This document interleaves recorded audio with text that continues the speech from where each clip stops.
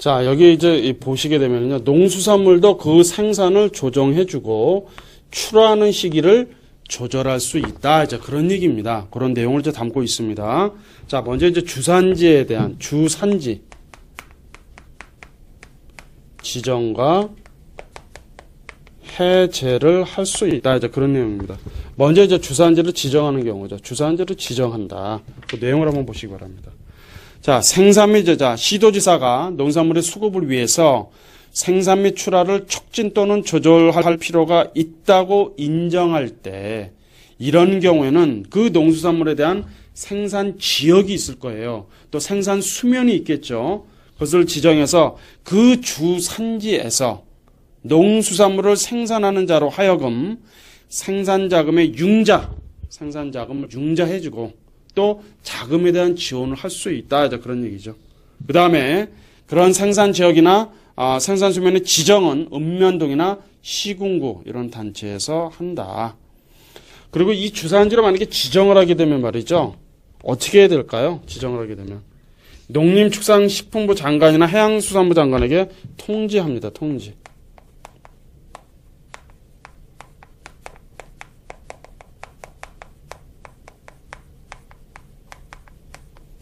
또 해양수산부 장관에게 통지해야죠.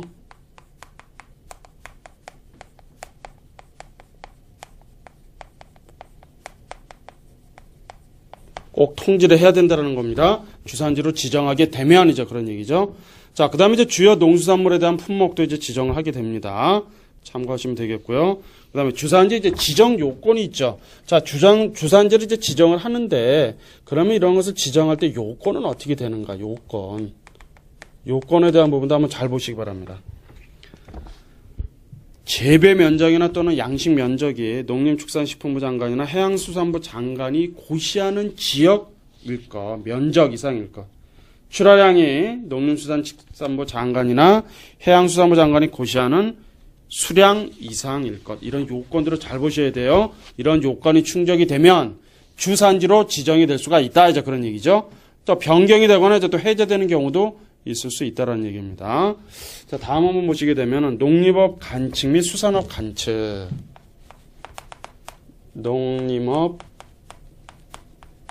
관측 및 수산업 관측이죠. 수산업 관측. 관측에서 먼저 이러한 농림업 관측과 수산업 관측에 대한 실시와 공표를 한다. 농림축산식품부 장관과 해양수산부 장관은 수급 안정을 위해서 말이죠. 이런 그 농수산물에 대해서 매년 기상 정보, 기상은 어떠한가, 또 생산 면적, 작황, 재고 물량, 소비 동향, 해외 시장 정보, 자, 이런 것도 전부 다 조사를 해본다는 얘기예요. 그리고 나서 농림업에 대한 관측, 미리 지금 예상을 좀 해본다 이 얘기 아닙니까? 관측하고 수산업에 대한 관측을 실시하고 나서 그 결과를 어떻게 한다? 공표하는 겁니다. 공표한다.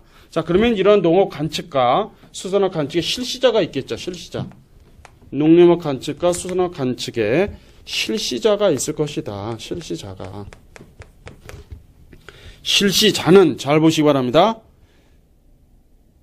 지역협동조합, 지역축산업협동조합, 품종별, 업종별 협동조합과 산림조합, 수산업협동조합, 그 밖에 농림업 관측과 수산물 관측, 수산업 관측, 국제곡물 관측을 통해서 실시할 수 있다. 즉 기관이 있죠. 이 기관 잘 보시기 바라요.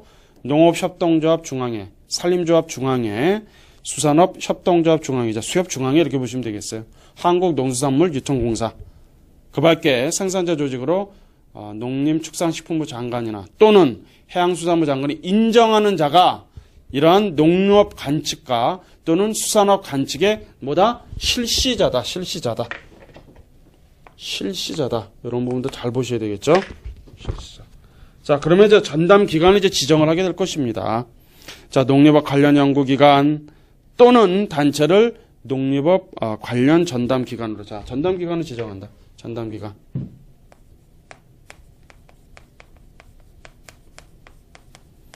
기관을 지정하는데 먼저 자, 농림업이 있죠. 농림업 관련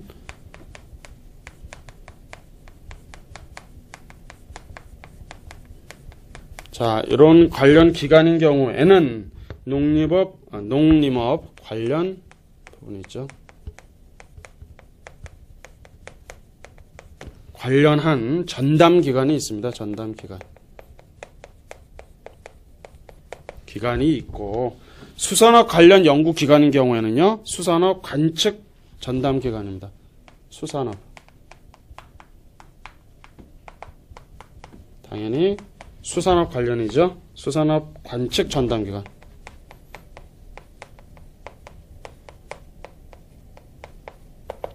기관으로 이제 지정한다. 자, 그 다음에 이제 농업 관측인 경우에는요, 이런 분도 잘 보셔야죠. 농업 관측인 경우는, 농업 관측.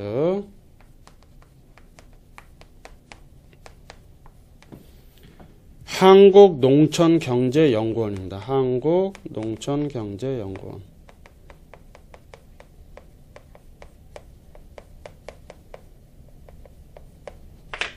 자, 농업을 관측하는 경우는 한국농업농촌경제연구원에서, 그 다음에 수산업인 경우는요, 관측을 하는 경우에는 한국해양수산개발원이에요. 한국해양수산개발원에서 이런 얘기죠. 한국해양수산개발원에서 무엇을? 수산업을 관측한다. 이런 내용들을 여러분들 잘 정리해 두셔야 되는 부분이죠. 자, 그 다음에 이제 계약 생산에 대해서 한번 좀 보도록 할까요? 계약 생산을 한다. 계약 생산. 자, 계약 생산 또는 계약 출하죠. 출하의 장려입니다. 장려. 자, 계약 장려죠. 장려. 장려한다. 농림수산식품부 장관이나 해양수산부 장관이 농수산물의 원활한 수급, 그 다음에 적정한 가격을 유지하기 위해서 어떻게 한다는 얘기죠? 생산도 계약을 하고 그 출하도 장려할 수 있다. 이제 그런 얘기죠. 장려할 수 있다. 이제 그런 얘기입니다. 자, 그 내용들을 이제 그런 부분들을 이제 언급하고 있죠. 지역농협이나 지역축산업이나 품목별 업종별 협동조합, 조합 공동사업 법인, 품목조합 연합회, 산림조합 및 수산업 협동조합과 그 중앙위에서 이러이러한 지정한 해양수산부 장관이 지정 고시한 단체 이런 경우로 해당이 되는 거예요. 영농조합법이나 영어조합법인, 농업회사법인 또는 어업회사법인인 경우죠. 농업경제지주회사의 자회사 같은 경우가 해당이 되겠고요. 또 판매, 가격, 홍보 또는 수출하기 위해서 농업인 또는 어업인의 5인 이상이 모여서 결성한 법인격이 있는 조직인 경우에 바로 계약 생산과 무엇을 출하를 장려할 수 있다. 그렇게 보시면 되겠습니다. 자, 그 다음에 이제 각종 지원도 합니다. 농산물에 대한 가격 안정기금, 수산물 발전기금, 계약금에 대한 대출 지원도 할 수 있다. 그렇게 보시면 되죠. 자, 그 다음에 이제 가격을 또 예시할 수도 있어요. 가격을 또 예시할 수 있다. 가격을.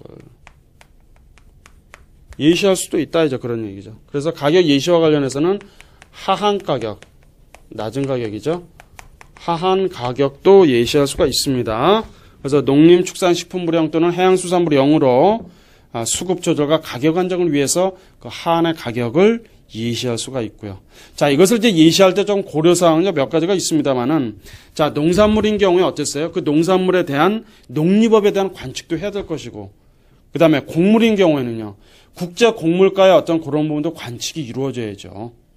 수산물인 경우는 수산업을 관측을 하고, 자, 예상되는 생산량이 얼마인지 또는 그런 부분도 예상하고 고려해야 된다. 이제 그런 얘기입니다. 자, 그런데 이제 이런 부분들은 어디하고 좀 협의가 이루어져야 될까요?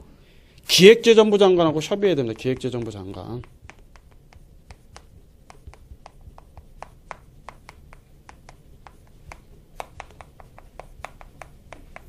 협의를 해서 이루어져야 된다라고 하는 것이죠. 그런 내용을 좀 참고로 좀 해주시고요. 자, 그 다음에 이제 과잉 생산 시에 이제 생산보.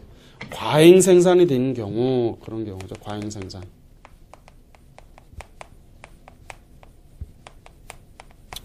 자, 이렇게 과잉 생산이 된다라고 하는 것은요, 물량이 시장에 많이 넘쳐난다는 얘기거든요. 그렇게 되면 가격이 어떻게 될까요? 떨어질 수가 있죠. 예를 들어서 이제 한 해에 풍작이 되었는데 쌀이 너무 많이 나왔다. 또는 배추가 많이 나왔다. 뭐 양파가 많이 나왔다. 그러면 이제 시장에 물량이 많이 공급이 되다 보면 가격이 하락할 수도 있습니다. 그런 경우 어떻게 된다는 얘기죠? 바로 이것이 이제 과잉 생산이죠. 이런 경우에는 어떻게 한다? 생산자를 보호할 수 있다. 예를 들어서 이제 말씀드린 거예요. 자, 과잉이 생산이 된 경우에 있어서는 농수산물을 어떻게 할 수 있죠? 정부에서 수매를 할 수가 있습니다. 수매를 한다는 거죠. 정부에서 수매. 그래서 과잉 생산된 농수산물의 수매.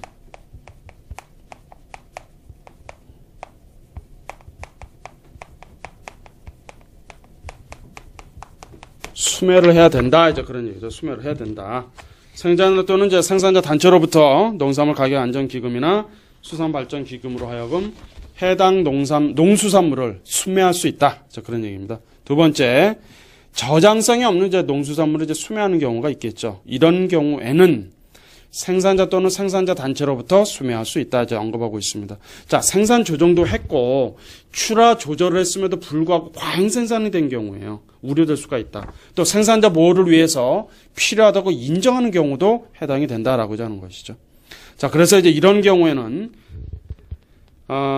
저장성이 없는 농수산물을 이제 수매를 하는데 생산 계약이나 출하 계약을 체결한 생산자가 생산한 농수산물하고 출하를 약정한 생산자가 생산한 농수산물을 우선적으로 수매해야 된다. 그런 부분입니다.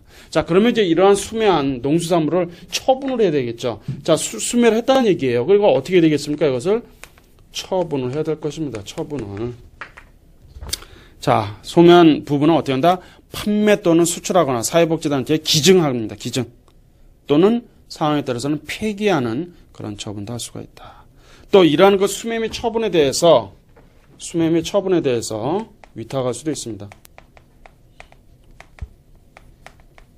처분도 어떻게 한다?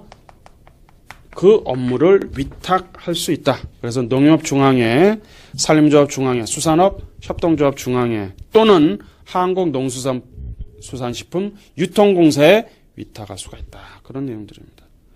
자, 그 다음에 이제 유통협약과 이제 유통조절명령과 관련해서는 이제 유통협약이라고 하는 것은 이해관계자들이 있죠. 생산자, 산지유통인, 저장업자, 도매업자, 소매업자, 소비자와 그 대표는 농수산물의 자율적인 수급 조절과 품질 향상을 위해서 유통협약을 체결할 수 있다라고